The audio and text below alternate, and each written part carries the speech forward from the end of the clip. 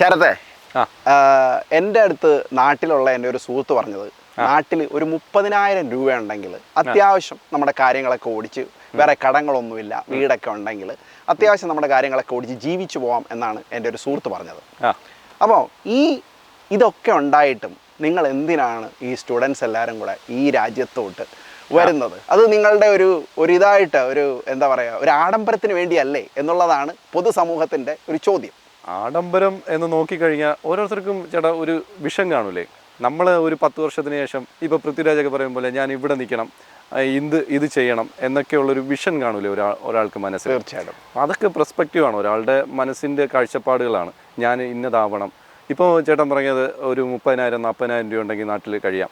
ഇപ്പോൾ ഒരു ജൂനിയർ ഡോക്ടറിന് കയറുമ്പോൾ കിട്ടുന്നത് നാട്ടിൽ 30,000 രൂപയാണ്. പക്ഷേ നേരെ മറിച്ച് ഇവിടെ വന്നു കഴിഞ്ഞാൽ അവർക്കത് നല്ലൊരു വേജാണ് ഇവർ ഓഫർ ചെയ്യുന്നത്. അപ്പോൾ അങ്ങനെയൊക്കെ നോക്കുമ്പോൾ ആരായാലും നല്ലൊരു ബെറ്റർ ലൈഫാണ് അവർ. പക്ഷേ അങ്ങനെ നോക്കുമ്പോൾ എന്തായാലും നമ്മൾ കഷ്ടപ്പെടുന്നു, അപ്പോൾ കുറച്ച് കൂടുതൽ പൈസ കിട്ടട്ടെ എന്നുള്ള രീതിയിലായിരിക്കും. അപ്പോൾ അങ്ങനെ നോക്കുമ്പോൾ സത്യം പറയാൻ നമ്മുടെ അവിടെ ഒരു കോംപ്രമൈസ് ചെയ്യുന്നില്ലേ? ശരത്ത് തന്നെ നമ്മൾ മുമ്പ് സംസാരിച്ചപ്പോൾ നമ്മൾ പറഞ്ഞിരുന്നു, ഈ രാജ്യം എന്ന് പറയുന്നത് കുറച്ച് റെസ്ട്രിക്റ്റീവ് ആണ്. നമ്മളെ നാട്ടിലെ ചായക്കടയും നാട്ടിലെ ഇതൊക്കെ ചെയ്തിട്ടാണ് നമ്മുടെ കൂട്ടുകാർ, നമ്മുടെ കലിങ്ക് വീട്ടുകാർ, അതെ നമ്മൾ പോകുന്ന സ്ഥലങ്ങൾ, നമ്മുടെ ഇടവഴികൾ, അതൊക്കെ നമ്മൾ ഒരുപാട് മിസ് ചെയ്യും. നാട്ടിലെ ഒരുപാട് കാര്യങ്ങൾ നമ്മൾ മിസ് ചെയ്യും. പക്ഷെ നമ്മൾ ഇപ്പം ഒരു കാര്യം കോംപ്രമൈസ് ചെയ്യാതെ ഒരു കാര്യം നേടാൻ പറ്റില്ല എന്നുള്ളതൊരു നാച്ചുറൽ സത്യമാണ്. അതിൻ്റെ ഒരു അടിസ്ഥാനത്തിലാണ് ഇത് മുമ്പോട്ട് പോകുന്നത്. അപ്പോൾ ഈ ഒരു കോംപ്രമൈസ് എന്ന് പറയുന്നത് ഇപ്പോൾ എന്നെ സംബന്ധിച്ചിടത്തോളം 10-20 വർഷമായിട്ട് ഇവിടെ വന്ന് നിന്നോട്ടുള്ള തോട്ടുകളാണ് ഇതൊക്കെ. ഓക്കെ എനിക്ക് തോന്നുന്നു ചിലപ്പം ആ ഒരു കാലഘട്ടത്തിൽ തിരിഞ്ഞു നോക്കുമ്പോൾ ഈ പറഞ്ഞ തീരുമാനങ്ങളൊക്കെയാണ് ഞാനും എടുത്തത്. കാരണം ആലോചിക്കുമ്പം ശരിയാണ്, ഈ രാജ്യത്തേക്ക് വരാം. പക്ഷേ 20 വർഷം പോയത് എങ്ങനെയാണെന്ന് എനിക്ക് ഇപ്പോഴും കൃത്യമായിട്ട് അറിയത്തില്ല. 20 വർഷം പോയി എന്ന് തന്നെ പറയാം. ചേട്ടാ, നമ്മൾ എവിടെ പോയാലും നമ്മൾ ജീവിക്കാൻ വേണ്ടി ഒരു ജോലി ചെയ്യണം. അപ്പോൾ നമ്മൾ എവിടെ പോയാലും ഹാർഡ് വർക്ക് ചെയ്യണം. എന്നാൽ മാത്രമേ നമുക്ക് ഒരു അതിന് വേണ്ടിയിട്ടൊരു ഇടവഴിയോ അങ്ങനെ എന്താ പറയുക, നമ്മൾ ഇടവഴിയോ ഷോർട്ട് കട്ടുകളൊന്നുമില്ല. അത് നമ്മൾക്ക് ഹാർഡ് വർക്ക് ചെയ്താൽ മാത്രമേ നടക്കൂ. അത് ഏത് രീതിയിലായാലും ഹാർഡ് വർക്ക് ചെയ്താൽ മാത്രമേ നമുക്കൊരു ഫലം ഉണ്ടാവൂ. ലൈഫിൻ്റെ യഥാർത്ഥ തിയറി അത് തന്നെയാണ്. അപ്പം നമ്മുടെ നാട്ടിലെ ഇവിടുത്തെ ഇങ്ങനെ ചോദിക്കുന്ന ആൾക്കാരോട് പറയാനുള്ളത്, തീർച്ചയായിട്ടും ഓപ്പർച്യൂണിറ്റീസ് കൂടുതലുള്ള സ്ഥലങ്ങളാണ് അല്ലേ? ഓപ്പർച്യൂണിറ്റീസ് ഉണ്ട്, നാട്ടിലും ഉണ്ട് ഓപ്പർച്യൂണിറ്റീസ്. പക്ഷേ നാട്ടിലെ ഓപ്പർച്യൂണിറ്റീസിനെ വെച്ച് നോക്കുമ്പോൾ ഇവിടെ ഓപ്പർച്യൂണിറ്റീസ് കൂടുതലാണ്. നാട്ടിൽ ഇപ്പോഴത്തെ സാഹചര്യത്തിൽ എന്താണ് പ്രശ്നം? എന്താണ് നാട്ടിൽ എന്തുകൊണ്ടാണ് ഞാൻ നേരത്തെ ചോദിച്ചാലും 30,000 രൂപയ്ക്ക് നമുക്ക് നാട്ടിൽ വലിയ കുഴപ്പമില്ലാതെ വേറെ സാമ്പത്തിക ബുദ്ധിമുട്ടുകളൊന്നും ഇല്ലാത്ത ഒരാൾക്ക് അവൻ്റെ ചെറിയ ചെറിയ ഇഷ്ടങ്ങളൊക്കെ ചെയ്തു പോകാം എന്നുള്ളതാണ് എൻ്റെ ഒരു സുഹൃത്ത് പറഞ്ഞത്. അപ്പോൾ അങ്ങനെ പറയുന്ന ഒരാൾ പറയുമ്പോൾ എന്താണ് നാട്ടിലെ നമുക്ക് ജീവിച്ചു നമ്മൾ ഓപ്പർച്യൂണിറ്റീസ് തേടിയാണ് ഇവിടെ വരുന്നത്. തീർച്ചയായിട്ടും നമുക്ക് കൂടെ നേരത്തെ ശരത്ത് പറഞ്ഞ എനിക്ക് കൃത്യമായിട്ട് മനസ്സിലായി. പക്ഷെ എന്താണ് ഇപ്പോഴത്തെ നാട്ടിൽ ഉള്ള വേറെ എന്തെങ്കിലും പ്രശ്നങ്ങൾ? ഇപ്പോൾ ഒരു മിഡിൽ ക്ലാസ് ഒരു ആളുടെ ഒരു കാര്യം എടുക്കുകയാണെങ്കിൽ, ഇപ്പോൾ ഈ 30,000 രൂപ എന്ന് പറയുമ്പോൾ കാര്യങ്ങളെല്ലാം ചെയ്ത് കഴിയുമ്പോൾ പിന്നെ മാസാവസാനമാകുമ്പോൾ കയ്യിൽ മിച്ചമൊന്നും കാണില്ല. അപ്പോൾ നമുക്കൊരു ഹോസ്പിറ്റൽ കേസോ എന്തെങ്കിലും ഒരു എമർജൻസി വരെയാണ്. അപ്പോൾ നമുക്ക് കടം വാങ്ങിക്കേണ്ട ഒരു അവസ്ഥ വരും, അല്ലെങ്കിൽ ലോൺ എടുക്കേണ്ട ഒരു അവസ്ഥ വരും. അതൊക്കെയാണ് നമ്മുടെ നാട്ടിലെ ഒരു അവസ്ഥ. അപ്പോൾ അങ്ങനെ ജീവിച്ച് മടുക്കുമ്പോൾ, അങ്ങനെ ഒരു ലൈഫ് സ്റ്റൈൽ കൊണ്ടു നടക്കുമ്പോൾ കയ്യിൽ പൈസ ഇല്ല എന്നുള്ള ഒരു അവസ്ഥ വരുമ്പോൾ അവർ ചിന്തിക്കുന്നത്, എന്നാൽ പിന്നെ മറ്റൊരു രാജ്യത്ത് പോയി കുറച്ചുകൂടി നല്ലൊരു ജോലി, കുറച്ചുകൂടി നല്ല വേതനം എന്നുള്ള രീതിയിൽ. അത് തന്നെയാണ് എനിക്ക് തോന്നുന്നത് മിക്ക ആൾക്കാരുടെയും ഒരു പറച്ചിൽ അത് തന്നെയാണ് 100%. കാരണം നമുക്ക് എന്തെങ്കിലും ഒരു ഹെൽത്ത് എമർജൻസി വന്നാൽ എന്നുള്ളതാണ് ഒരു ചോദ്യം അല്ലേ? അപ്പൊ ഞാനിത് തോട്ട് പ്രൊവോക്കിന് വേണ്ടി ഇടുന്ന ചോദ്യങ്ങളാണ് ഇത്, അല്ലാതെ പിന്നെ ക്രിട്ടിസൈസ് ചെയ്യൊന്നുമല്ല. അപ്പൊ അങ്ങനെയാണെങ്കിൽ ഒരു ചോദ്യം ഞാൻ ചോദിക്കാം, എന്തുകൊണ്ട് നമ്മൾ ഹെൽത്ത് നോക്കിയാൽ പോരെ? അപ്പം നമ്മുടെ ആരോഗ്യം നമ്മൾ സൂക്ഷിച്ചാൽ നമുക്ക് ഈ പറയുന്ന പ്രശ്നങ്ങൾ, ആരോഗ്യം സൂക്ഷിച്ചു വെച്ചിട്ട് പെട്ടെന്നൊരു ദിവസം നമ്മളൊരു ആക്സിഡന്റ് പെട്ട് കഴിഞ്ഞാൽ നമുക്ക് പെട്ടെന്ന് അതൊരു എമർജൻസി അല്ലേ? അല്ലെങ്കിൽ നമുക്ക് നമ്മുടെ കുട്ടിക്കോ വൈഫിനോ അല്ലെങ്കിൽ നമ്മുടെ വീട്ടിലുള്ള ആൾക്കോ റിലേറ്റീവ്സിനോ ഫ്രണ്ട്സിനോ ഒക്കെ എപ്പോഴും വേണോ നമുക്ക് നമ്മുടെ കയ്യിൽ കാശ് വേണം. എത്രയൊക്കെയാലും പൈസ എന്നുള്ളൊരു സംഭവം അത് എല്ലാവർക്കും അത് ഇമ്പോർട്ടൻ്റ് ആയിട്ടുള്ള കാര്യമാണ്. പൈസയ്ക്ക് പൈസ തന്നെ വേണം 100%. അപ്പോൾ ശരത്ത് ഇവിടെ സ്റ്റുഡൻ്റ് ആയിട്ട് വന്നു, ഇപ്പോൾ ഏകദേശം 2 വർഷം ആയി ഇല്ലേ? അപ്പം ഇനി എന്താണ് ഫ്യൂച്ചർ പ്ലാൻ? ഈ രാജ്യത്ത് സെറ്റിൽ ഡൗൺ ആവാനാണോ നാട്ടിൽ പോകാനാണോ ആഗ്രഹിക്കുന്നത്? ഇവിടെ വരുമ്പോൾ ഇപ്പോൾ ചേട്ടൻ വന്നപ്പോഴായാലും കുറച്ച് കാലം ഇവിടെ നിൽക്കുക, ഇവിടെ നിന്ന് കുറച്ച് പൈസയും കൊണ്ട് നാട് പിടിക്കുക എന്നുള്ള ചിന്തയോടുകൂടിയായിരിക്കും ഇവിടെ വരുന്നത്. ഞാൻ ആദ്യം വന്നത് ഉത്തരം പറയാൻ വേണ്ടി പറയാം. ഞാൻ വന്നത് എന്തിനാന്ന് വെച്ചാൽ, ഒന്ന് എന്റെ വീടിന്റെ മുകളിൽ ഒരു നില കെട്ടി, രണ്ട് എന്റെ പെങ്ങളുടെ കല്യാണം കഴിക്കുക, ഇതൊക്കെയായിരുന്നു ലക്ഷ്യം. ഇത് കഴിഞ്ഞ ഉടനെ നാട്ടിൽ പോകുന്നു പറഞ്ഞു ഓരോ വർഷവും പറഞ്ഞുകൊണ്ടിരുന്നതാണ്. ഇപ്പൊ 20 വർഷമായി. ഇപ്പൊ 20 വർഷമായി. അതുപോലെ തന്നെയാണ് എല്ലാവരും വരുന്നത്. അപ്പോൾ അതൊരു, എനിക്ക് തോന്നുന്നു അത് ഇങ്ങനെ നടന്നുകൊണ്ടിരിക്കുന്ന, കാലാകാലങ്ങളായിട്ട് നടന്നുകൊണ്ടിരിക്കുന്ന ഒരു കാര്യമായിട്ടാണ് എനിക്ക് തോന്നുന്നത്. ഇവിടെ നോക്കുകയാണെങ്കിൽ ഞാനിവിടെ വന്നപ്പോൾ ഒരുപാട് മലയാളീസ് എൻ്റെ അടുത്ത് വന്ന് തുടങ്ങി. അപ്പോൾ എൻ്റെ അടുത്ത് വന്ന് ചോദിച്ചു, ഇവിടെ സെറ്റിൽ ആവാനാണോ പ്ലാൻ? ഇതേ ചോദ്യം. അപ്പോൾ ഞാൻ പറഞ്ഞു, ഒരു 5 വർഷം നിൽക്കുക, എന്നിട്ട് എന്താണെന്ന് വെച്ചാൽ അതൊക്കെ ബാങ്കിൽ ഡെപ്പോസിറ്റ് ചെയ്തിട്ട് ഇവിടെ നിന്ന് നാട് പിടിക്കണം എന്നൊക്കെയുള്ള. പക്ഷേ ഇപ്പോൾ എനിക്ക് മനസ്സിലായി. അപ്പോൾ അവർ എൻ്റെ അടുത്ത് റിപ്ലൈ പറഞ്ഞു, 5 വർഷമല്ലേ, ശരി എന്ന് പറയും. അപ്പോൾ അതൊരു കളിയാക്കലിലൂടെ പറഞ്ഞതാണെങ്കിലും അവരൊക്കെ 10 വർഷം 12 വർഷമൊക്കെ ആയി. അവരും ഇതേ ചിന്തയോടുകൂടി വന്നതാണ്. അവരുടെ ചിന്തയിൽ നിന്ന് ഞാൻ പറയുന്നതാണ്, ഇത് എല്ലാവരുടെ ചിന്ത ഇത് തന്നെയാണ്. അല്ല, എൻ്റെ അടുത്ത് ഇപ്പം ഈ പറഞ്ഞതുണ്ടെങ്കിലും നമ്മൾ പലപ്പോഴും പറയും ആൾക്കാർ പോയിട്ടില്ലെന്ന്. പക്ഷെ ഒരു ചെറിയ പ്രപ്പോർഷൻ ഓഫ് ആൾക്കാർ പോയിട്ടുള്ളവരെ എനിക്കറിയാം. ഇപ്പൊ ഇവിടെ വന്നിട്ട് ചിലപ്പോൾ ഒരു നാട്ടിൽ പോയി അവരവിടെ സെറ്റിൽഡ് ആയി, ഇപ്പൊ 10 വർഷത്തിൽ കൂടുതൽ നാട്ടിൽ ജീവിക്കുന്ന ആൾക്കാരെ എനിക്കറിയാം. പക്ഷെ ഇടയ്ക്ക് ചിലപ്പോൾ ഇവിടെ വരും, വർക്ക് ചെയ്യും, പോവും എന്ന് തോന്നും. പിന്നെ ഒരു കൺസെപ്റ്റ് എനിക്ക് തോന്നിയത്, അതായത് ഇപ്പം നമ്മൾ നാട്ടിൽ നിൽക്കുന്നു, നാട്ടിൽ നിന്ന് ഇവിടെ വരുന്നു, ഇടയ്ക്കിടയ്ക്ക് വരുന്നു. ഇപ്പം നമുക്ക് പ്രൊഫഷണൽ ആയിട്ടൊരു ജോലിയുണ്ട്, ഏജൻസി വർക്കൊക്കെ ചെയ്യാൻ പറ്റും. ഉദാഹരണം, ഒരു നേഴ്സ് നാട്ടിൽ നിൽക്കുന്നു, ഇടയ്ക്ക് ഒരു 6 മാസം കൂടുമ്പോൾ ഇവിടെ വരുന്നു, ഇവിടെ വന്നിട്ട് കുറച്ച് വർക്ക് ചെയ്യുന്നു, തിരിച്ചു പോകുന്നു എന്ന് പറയുന്ന നാടിൻ്റെ അടുത്തൊക്കെ നമുക്കൊരു ഇഷ്ടമുണ്ടല്ലേ. നമുക്ക് നാടിൻ്റെ അടുത്ത് നമുക്കൊരിക്കലും മറ്റൊരു നാട് എത്ര നല്ല നാടാണെങ്കിലും, എത്ര കാണാൻ ചന്തമുള്ള നാടാണെങ്കിലും, നമുക്ക് ആ നാട്ടിൽ ചെന്ന് കാണാൻ ഇഷ്ടമായിരിക്കും. പക്ഷെ അവിടെ ഒരുപാട് കാലം താമസിക്കാൻ നമുക്ക് തോന്നില്ല. എത്രയൊക്കെ ആയാലും നമുക്ക് നമ്മുടെ നാടും വീടും തന്നെ. ചോദ്യത്തിന് ഉത്തരം ഇതുവരെ പറഞ്ഞില്ല. 2 വർഷം കഴിഞ്ഞു വന്നിട്ട് ഇനി ഫ്യൂച്ചർ പ്ലാൻ എന്താണെന്നുള്ളത്. ഫ്യൂച്ചർ പ്ലാൻ അത് ഫ്യൂച്ചറിൽ പ്ലാൻ ഒന്നുമില്ല. ഇങ്ങനെയൊക്കെ പോട്ടെ, നമുക്ക് നോക്കാം, വരട്ടെ, നമുക്ക് റിവ്യൂ ചെയ്യാം എന്നുള്ളത്. അത് ശരി. അപ്പം അതോടൊപ്പം തന്നെ നാട്ടിൽ നിന്ന് നമ്മൾ ഇങ്ങോട്ട് പറിച്ച് നടുമ്പോൾ തീർച്ചയായിട്ടും നമ്മളുടെ പല കാര്യങ്ങളും നമ്മൾ മിസ്സാവുന്നുണ്ട്. നാട്ടിലെ പല കാര്യങ്ങളും മിസ്സാവുന്നുണ്ട്. അപ്പോൾ ഇപ്പോഴത്തെ അതോടൊപ്പം തന്നെയാണ് നമ്മുടെ നാട്ടിലെ രാഷ്ട്രീയ സാഹചര്യം എന്ന് പറയുന്ന ഒരു സംഭവം. ഇപ്പോഴത്തെ നാട്ടിലെ രാഷ്ട്രീയ സാഹചര്യത്തെക്കുറിച്ച് എന്തെങ്കിലും പ്രശ്നങ്ങൾ തോന്നിയിട്ടുണ്ടോ പലപ്പോഴും? ഇപ്പൊ എന്താണ് ആൾക്കാർ കൂടുതൽ ഇങ്ങോട്ട് വരുന്നത്? നാട്ടിലെ സാഹചര്യം വളരെ മോശമാണ് എന്നുള്ളതാണ് എൻ്റെ അഭിപ്രായം. കാരണം നമുക്ക് ഇവിടെ വന്ന് കാണുമ്പോൾ ഇവിടുത്തെ ഡെവലപ്മെൻറ്റ്സ്, ഒരു കൺട്രി എങ്ങനെയാണ് പെട്ടെന്ന് ഡെവലപ്പ് ചെയ്യുന്നതെന്ന് നമുക്ക് കാണാൻ പറ്റും.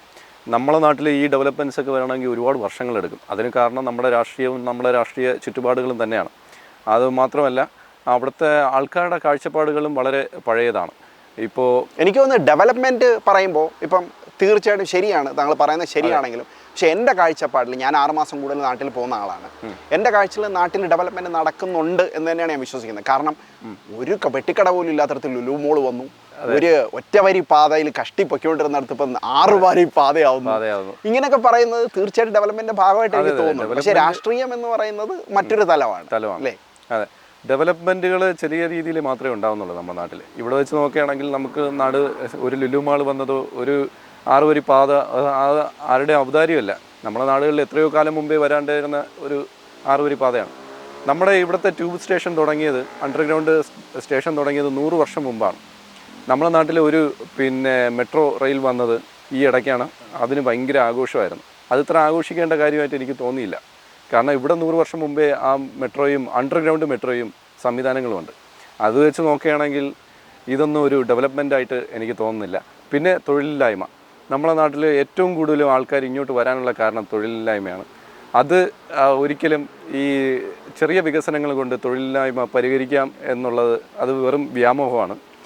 ഒരുപാട് കമ്പനികൾ ക്ഷണിക്കുക, അതിനുള്ള ഡെവലപ്മെൻറ്റിനുള്ള ഏരിയാസ് പ്രൊവൈഡ് ചെയ്യുക, അതിനുള്ള സാഹചര്യം ഒരുക്കി കൊടുക്കുക. അതാണ് ഒരു ഗവൺമെൻറ് ചെയ്തു കൊടുക്കേണ്ടത്. അപ്പോൾ അവിടെ ഈ ഗവൺമെൻറ് എന്ന് പറയുന്നത് ഒരു തലത്തിൽ ഒരു പ്രശ്നം തന്നെയാണ് അല്ലേ? സത്യം പറഞ്ഞു കഴിഞ്ഞാൽ നമ്മുടെ ഒരു രാജ്യത്തിൻ്റെ ഡെവലപ്മെൻറ്റിന് തീർച്ചയായിട്ടും ഒരു പങ്ക് വഹിക്കുന്നത് 100% ഗവൺമെൻറ് തന്നെയാണ്. പക്ഷേ ഇപ്പോഴത്തെ ഒരു സാഹചര്യം വെച്ചിട്ട് എൻ്റെ ഒരു കാഴ്ചപ്പാട് ഇന്ത്യ തീർച്ചയായിട്ടും നല്ല രീതിയിൽ പുരോഗമിക്കുന്നുണ്ട് എന്നുള്ളത്. ഇന്ത്യ ഓവറോൾ ഡെവലപ്പിംഗ് കൺട്രിയാണ്, ഡെവലപ്പ് ചെയ്തുകൊണ്ട്. മാത്രമല്ല, ഞാൻ 2 ദിവസം മുമ്പ് ഒരു പോഡ്കാസ്റ്റ് കേട്ടപ്പോൾ ഒരു CIA ഒരു ഇൻ്റലിജൻസ് ഡിപ്പാർട്ട്മെൻറ്റിൽ ഹൈ ഒഫീഷ്യൽ സ്ഥാനം നേടിയ ഒരാൾ പറയുന്ന ഒരു സാധനം ഞാൻ കേട്ടതാണ്. അതായത് ഇപ്പം ഏറ്റവും കൂടുതൽ നമ്മൾ നോക്കിക്കഴിഞ്ഞാൽ ഏറ്റവും കൂടുതൽ ഡിപ്ലോമാറ്റിക്കായിട്ട് ഡെവലപ്പ് ചെയ്യുന്ന പ്രശ്നങ്ങളൊന്നും ഇല്ലാത്തൊരു രാജ്യം നോക്കിക്കഴിഞ്ഞാൽ ഇന്ത്യ എന്ന് വേണമെങ്കിൽ പറയാൻ പറ്റും. കാരണം ആലോചിച്ച് കഴിഞ്ഞാൽ നമ്മളിപ്പോൾ ആലോചിച്ച് കഴിഞ്ഞാൽ ഇപ്പം നടക്കുന്ന സംഭവങ്ങൾ ആലോചിച്ച് കഴിഞ്ഞാൽ അവിടെ അത്യാവശ്യം നമുക്ക് സ്പിരിച്വൽ ആയിട്ടുള്ള സംഗതികൾ ഓടുന്നുണ്ട്. അല്ലേ? അപ്പോൾ മെഡിറ്റേഷൻ പോലുള്ള സാധനം, യോഗ പോലുള്ള സാധനങ്ങളൊക്കെ തുടങ്ങിയത് അവിടെ നിന്ന് തന്നെയാണ്. രണ്ടാമത് ഇപ്പോൾ വേൾഡിലുമായിട്ടൊരു കണക്ഷൻ നോക്കിക്കഴിഞ്ഞാൽ ഇപ്പോൾ റഷ്യ ആയിട്ടുള്ള കണക്ഷൻ, അല്ലെങ്കിൽ ജപ്പാനുമായിട്ട് റഷ്യ ആയിട്ടുള്ള കണക്ഷൻ, അതോടൊപ്പം തന്നെ എല്ലാ രാജ്യങ്ങളുമായിട്ട്, ചൈനയായിട്ടുള്ള കണക്ഷൻ, എല്ലാ രാജ്യങ്ങളുമായിട്ടും വലിയ പ്രശ്നങ്ങളൊന്നും ഇല്ലാതെ കണക്ട് ചെയ്ത് പോകുന്നു. ഇപ്പം ബംഗാളുമായിട്ട് വീണ്ടും പ്രശ്നം തുടങ്ങി ഇന്ത്യയുടെ അതിർത്തികളുമായിട്ടെല്ലാം ഇന്ത്യക്ക് ഇപ്പോൾ പ്രശ്നമാണ്. പാകിസ്ഥാനുമായിട്ടും നേപ്പാളുമായിട്ടുള്ള ബന്ധം അത് തകർന്നുകൊണ്ടിരിക്കുന്നു. ഇപ്പൊ ലേറ്റസ്റ്റ് ആയിട്ട് വന്നത് നമ്മൾ അങ്ങനെ നിന്ന് നോക്കിക്കഴിഞ്ഞാൽ തീർച്ചയായിട്ടും പ്രശ്നങ്ങളുണ്ട്. ഇന്റേണൽ പ്രശ്നങ്ങളില്ല, അല്ല ബോർഡർ പ്രശ്നങ്ങളില്ലാത്ത രാജ്യം. പക്ഷേ ഒരു സൈഡിൽ നിന്ന് നോക്കിക്കഴിഞ്ഞപ്പോൾ ഇവിടെ തന്നെ എന്തൊക്കെ പ്രശ്നം ഇപ്പം നടക്കുന്നു, അല്ലെങ്കിൽ വെളി രാജ്യത്ത് പലയിടം നടക്കുന്നു. അങ്ങനെ വെച്ച് കമ്പയർ ചെയ്യുമ്പോൾ തീർച്ചയായിട്ടും India, I think it is going in the right direction എന്നുള്ളതാണ് എൻ്റെ ഒരു കാഴ്ചപ്പാട്. അപ്പം എന്തായാലും ഇവിടെ വന്നു, ഇവിടെ സെറ്റിൽ ഡൗൺ ആയി. ഇവിടുത്തെ നല്ല കാര്യങ്ങൾ എന്തൊക്കെയാണ്? ഇവിടുത്തെ നല്ല കാര്യങ്ങൾ, ഇവിടുത്തെ ട്രാവലിംഗ് വളരെ ഫാസ്റ്റ് ആയിട്ടുള്ള ഒരു സംഭവമാണ്. ഇതിൻ്റെ അകത്തുള്ള ആൾക്കാർക്ക് സഞ്ചരിക്കാനുള്ള ഒരു സ്വാതന്ത്ര്യം ഇവർ കൊടുക്കുന്നത് വളരെ ക്വിക്കായിട്ടുള്ളതാണ്.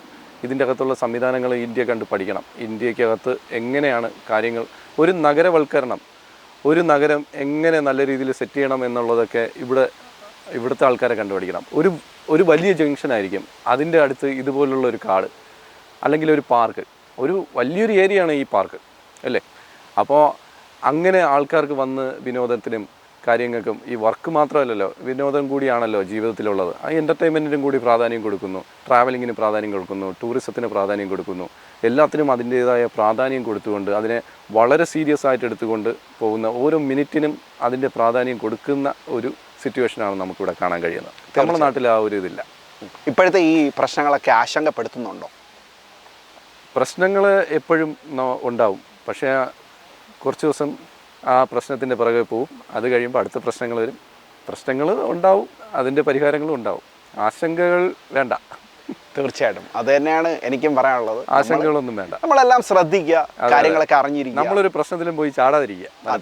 അതോടൊപ്പം ഒരേ ഒരു ചോദ്യം കൂടെ ഫൈനലായിട്ട് ചോദിക്കാം. അതായത് ഇപ്പോൾ ഈ വരുന്ന സ്റ്റുഡൻസ് എന്ന് പറയുന്ന ഒരു കാറ്റഗറിയിലുള്ള പുതുതലമുറയ്ക്ക് എന്തെങ്കിലും പ്രശ്നങ്ങൾ ഉണ്ടായിട്ടോ, ഇവിടെ ഈ രാജ്യമായിട്ട് ഒത്തുചേരുന്നില്ല എന്നൊക്കെയുള്ള പല പരാതികളും വരുന്നുണ്ട്. അതിനെക്കുറിച്ച് എന്താണ് അഭിപ്രായം? മനസ്സിലായില്ല. അതായത് ഇപ്പം ഇവിടെ പുതുതായിട്ട് വരുന്ന ആൾക്കാർ ഇവിടുത്തെ പല നിയമങ്ങളും പാലിക്കുന്നില്ല, അല്ലെ ഇവിടുത്തെ കൾച്ചറൽ വാല്യൂസിന് ഇമ്പോർട്ടൻസ് കൊടുക്കുന്നില്ല എന്നൊക്കെ പറയുന്ന ഒരു കൺസെപ്റ്റ് ഓടുന്നുണ്ട്. കുറച്ചൊക്കെ നമ്മൾ വളർന്നു വന്ന സിറ്റുവേഷനും നമ്മൾ ജീവിച്ച രീതിയും നമ്മുടെ ക്യാരക്ടറിൻ്റെ ഭാഗമായിട്ടുണ്ടായിരിക്കാം. പെട്ടെന്ന് വന്നിട്ട് ആ ക്യാരക്ടർ മാറ്റാനുള്ളൊരു പ്രയാസം, അല്ലെങ്കിൽ ഇവിടുത്തെ ആൾക്കാരുമായിട്ട് പൊരുത്തപ്പെടാനുള്ള ഒരു പ്രയാസം അതെല്ലാവർക്കും ഉണ്ടാവും. ഇവിടുത്തെ കൾച്ചർ പഠിക്കേണ്ട അത് സമയമെടുക്കും, പക്ഷേ അത് പഠിച്ച് മുന്നോട്ട് പോകാൻ പറ്റും. എന്നാൽ മാത്രമേ ഇവിടെ നമുക്കൊരു നല്ല രീതിയിലുള്ള ഒരു ജീവിത സാഹചര്യം ഉണ്ടാക്കിയെടുക്കാൻ പറ്റും. അത് തന്നെയാണ് അതിൻ്റെ മറുപടി. വളരെ നല്ലൊരു പോയിന്റാണ്. എപ്പോഴും നമ്മൾ സമയം കൊടുക്കുക എന്നുള്ളതാണ്, അല്ലേ? സമയം കൊടുക്കുക. നമ്മൾ വന്നൊരു കാലഘട്ടം ഉണ്ടായിരുന്നു എന്നുള്ളത് നമ്മൾ ചിന്തിക്കുക. നമ്മൾ വന്ന ഉടനെ എല്ലാ കാര്യങ്ങളും നമുക്ക് ഉടനെ പഠിക്കാൻ പറ്റില്ല. ഇവിടുത്തെ ഭാഷയായാലും, നമ്മുടെ നാട്ടിലെ ഇംഗ്ലീഷ് ട്യൂഷൻ സെൻറ്ററിൽ പോയി കഴിഞ്ഞാൽ ഇവിടുത്തെ ഭാഷ പഠിക്കാൻ പറ്റില്ല.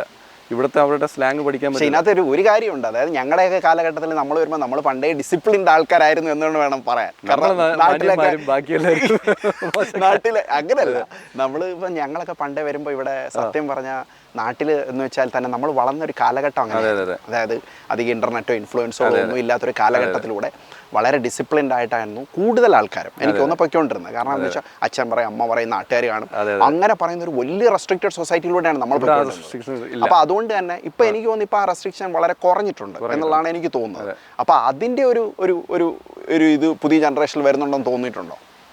നമ്മൾ എപ്പോഴും നമ്മുടെ കൂടെയുള്ള ആൾക്കാരെ കൂടി പരിഗണിക്കുക. ഇപ്പം നമ്മൾ പൊതുസ്ഥലത്ത് നിന്ന് സിഗരറ്റ് വലിക്കുന്ന ഒരു കാര്യം, തൊട്ടപ്പുറത്ത് ഒരു കുട്ടിയാണ് നിൽക്കുന്നതെങ്കിൽ നമ്മളത് ചെയ്യുന്നത് ശരിയാണോ എന്ന് മാത്രം നമ്മൾ സ്വയം വിലയിരുത്തുക. അപ്പോൾ സ്വയം വിലയിരുത്തി മുന്നോട്ട് പോകാനുള്ള ഒരു മനസ്സ് നമ്മൾ കാണിക്കുക. ഓരോ വ്യക്തികളാണ്. അതെ, വ്യക്തികളും വ്യക്തിത്വങ്ങളാണ് ഇവിടെ നമ്മൾ സമൂഹത്തിൽ കാണുന്നത്. അപ്പോൾ അത് നമ്മൾ മനസ്സുകൊണ്ട് അംഗീകരിക്കാൻ പറ്റാത്ത കാര്യങ്ങൾ ചെയ്യാതിരിക്കുക. തീർച്ചയായിട്ടും. അപ്പോൾ എന്തായാലും താങ്ക് യു വെരി മച്ച്. വളരെ നല്ല ഇൻട്രസ്റ്റിംഗ് ആയിട്ടുള്ള ഒരു കോൺവെർസേഷൻ ആണ്. Thank you. നിങ്ങളെ പിടിച്ചിടാനൊക്കെ ഒന്ന് നോക്കിയെങ്കിലും നിങ്ങൾ സമ്മതിച്ചില്ല. Anyway thank you so much. Thank you.